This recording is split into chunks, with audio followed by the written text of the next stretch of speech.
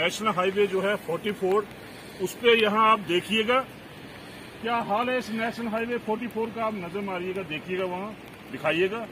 पिछले कल रात से यहाँ स्लाइड आया है।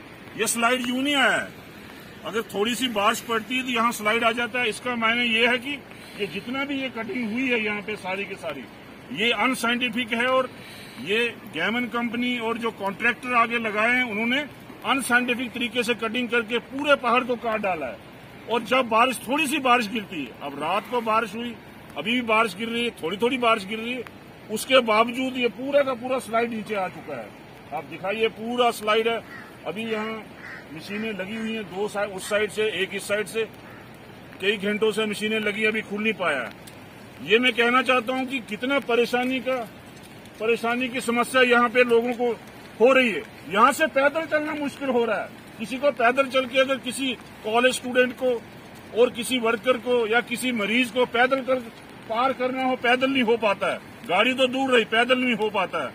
अगर यहाँ कॉलेज के स्टूडेंट जो हैं वो कॉलेज नहीं जा पाए, और जो दूसरे मरीज हैं वो क्रॉस नहीं हो पा रहे हैं। यहाँ गाड़ियां फंसी हुई हैं और कोई इसकी ओर ध्यान नहीं दे रहा। एडमिनिस्ट्रेशन रामबन ने तो इसको छोड़ ही दिया है।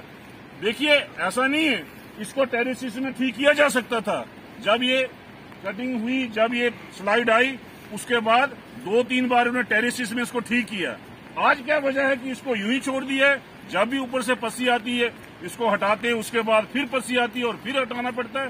तो मैं कहना चाहता हूं एलजी से, लेफ्टिनेंट गवर्नर से कहना चाहता हूं कि ये जो लैंडस्लाइड है, ये जो लैंडस्लाइड चंद्रकोट से लेकर रामबन तक, खासकर ये जो कैफेटेरिया मोड़ की लैंडस्लाइड है, ये बुरी तरह से इसने प्रभावित किया है रामबन के लोगों को, बनाल के लोगों को, इवन की जम्मू एंड कश्मीर के लोगों को, और इवन सभी पूरे हिंदुस्तान के लोगों को। कि जब भी ये थोड़ी बारिश होती, पस्सी आ जाती है। अब देखिएगा इसमें ट्रांसपेरेंसी कटिंग में नहीं रही, इसमें करप्शन इन्वॉल्व हुई है। वो किस तरह से हुई है? जब यहाँ कटिंग होने लगी तो उस समय किसी ने देखा नहीं, किसी ने इंजीनियर की यहाँ ड्यूटी नहीं लगाई, कोई जियोलॉजिकल सर्वे नहीं हुआ। उसकी वजह से ये पूरा पहाड़ यहाँ पे नीचे आ गया। अब यहाँ बार बार जो है मशीनों को लगा के इसको खोलना पड़ता है और 2-2, 3-3 दिन रोड बंद रहता है। देखिए, बाकी सब जगह रोड खुले हैं। यहाँ से जम्मू, इसके आगे जम्मू चंद्रकोट रोड खुला है, लेकिन ये बंद है। तो मैं कहना चाहता हूँ एलजी साहब से, स्ट्रांग तरीके से कहना चाहता हूँ, अब हमारे रामबन के, बनाल के लोगों को, डिस्ट्रिक्ट रामबन के लोगों को क्यों मारने पे छोड़ दिया है? क्यों नहीं इसकी देखभाल किए जा रहे हैं? क्या इसका हल नहीं निकल सकता? वो कौन सी वजह है कि हल क्यों नहीं हो सकता? ये इसलिए हल नहीं निकलता तो एडमिनिस्ट्रेशन भी इसमें मिली हुई है। एडमिनिस्ट्रेशन भी इसमें गौर नहीं कर रही है। क्या कोई एडमिनिस्ट्रेशन का यहाँ आया है देखने के लिए? आया क्या हो रहा है? क्या लोग फंसे हैं? कोई देख रहा है उनको?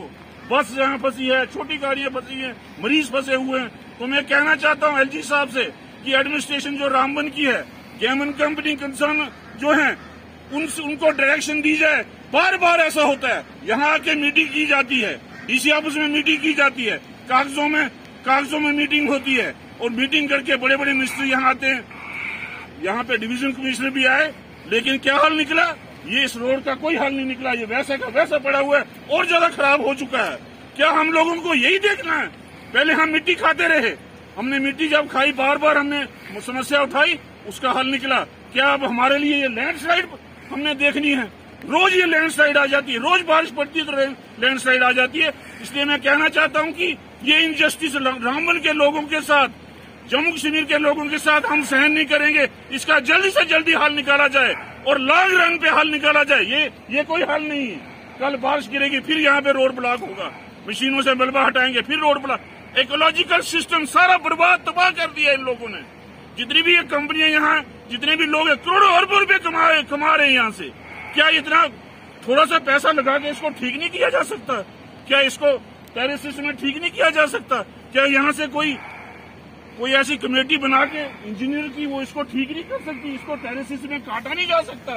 टेरेसिस में इसके स्लाइड को रोका नहीं जा सकता? रोका जा सकता है, नहीं करना चाहते हैं ये रामबन को लोगों को समझते हैं कि ये रामबन के लोग इंसान ही नहीं है, ये हमें इंसान समझते ही नहीं है। तो मैं कहना चाहता हूँ कि ये हमें इंसान समझे, और कल ऐसा ना हो कि यहाँ पूरा लॉ एंड ऑर्डर प्रॉब्लम हो जाए। अभी हम लोग चुप बैठे हैं, हम बार बार देख रहे हैं कोई ना कोई समस्या हल निकलेगा। हम देखते हैं मीटिंग होती है डीसी ऑफिस में, कोई हल निकलेगा, नहीं निकल रहा है।